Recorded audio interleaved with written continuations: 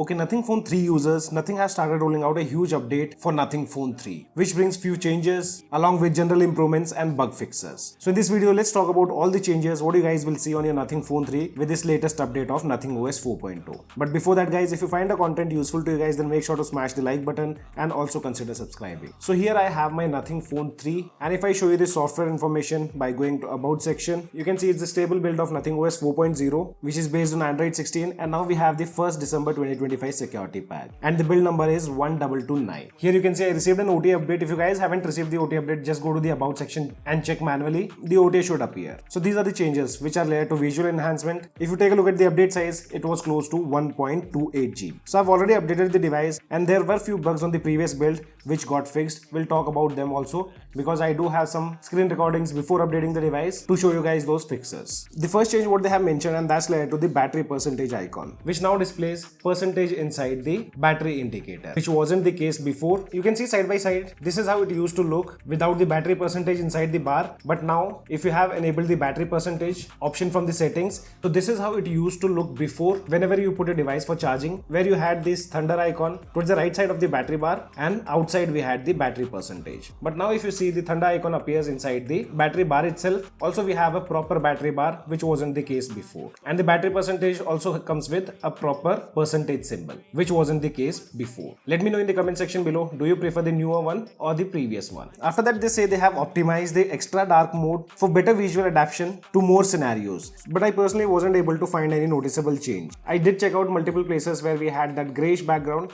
Still that grayish background is present. I'm not sure exactly what optimizations they have done. For the next change, they say they have improved the smoothness of the volume slider when adjusting volume via keys. Here on this screen you can see this was before updating the device. Let's compare side by side, and I personally did notice slight improvements in the smoothness while sliding the volume bar compared to the previous build. After that, they say they have optimized the sound wave and wheel animation in recorder for a more fluid experience. Towards the left hand side we have a recording which I did before updating the device, and towards the right hand side we have the recording after updating the device. And you can see a difference here. Previously the wave directly used to pop out, but now there's a nice transition, or you can say it gradually pops out while recording. And the wheel animation also got slightly smoother compared to previous one. You guys can see a clear difference before and after. After that, under general improvements and bug fixes, now you can set different ringtones if you have dual SIM card on your device. So now I have installed 2 SIM cards. So if you go to sounds and vibration, and under phone ringtone you can see slot 1 and slot 2. Here you can make changes in the ringtones of individual SIM card. So if you don't want to keep the same ringtone for both the SIM cards, you can change the ringtone from here. After that, next change is related to always on glyph toy, in which they say now you will be able to stay on until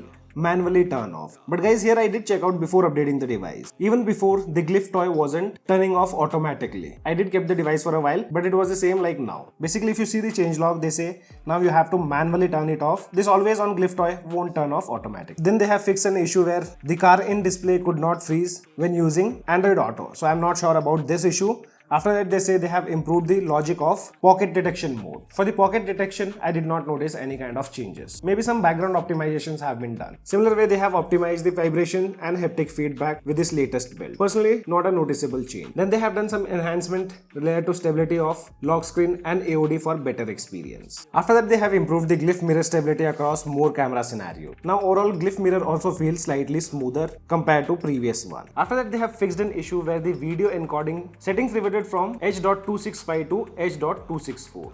And yes, here you can see the video. It used to happen before, like whenever we change the camera mode, the settings automatically used to get changed. Currently set to H.265. If I change the video mode or the camera mode, you can say, and now if I again go back to the settings, you can see it has been changed to H.264. But that's not the case here on this latest build. If I go to settings, let me change the setting to H.265, and if I go back, change the camera modes, and now if I again go to the settings, it's still on the same setting, which is H.265. Another fix they have mentioned, and that's related to the pedometer progress bar widget, which continued animating on the lock screen while AOD was on. On my particular unit, it wasn't an issue. I did record a video before updating the device, so on my unit there was no issue. Some users might have faced issues, but not on our unit. And with the last change, they say they have improved the searching speed for nearby available Wi-Fi network. So here towards the left hand side we have the recording which was done before updating the device, and towards the right hand side you can see after updating the device. So I personally did not notice any major difference here. It still takes similar time compared to the previous build. And at last they say they have enhanced the overall stability of the device. So guys, these are all the changes what you will see on Nothing Phone 3 with the latest Nothing OS 4.0 December update. If you guys have any kind of questions, let me know in the comment section below. This is your friend Ashok signing out. See you guys in the next video.